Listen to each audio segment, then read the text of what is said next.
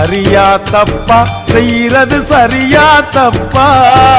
நல்லது எது கெட்டது எதுன்னு தெரியலையப்பா எனக்கு புரியலையப்பா கருவறை முதல் கல்லறை வரைக்கும் கருவறை முதல் கல்லறை வரைக்கும் சில்லறை வேணும் சிநேகிதா ஓ கருவறை முதல் கல்லறை வரைக்கும் சில்லறை வேணும் சிநேகிதா கடவுளை கூட பார்க்கணும்னா காசு வேணும்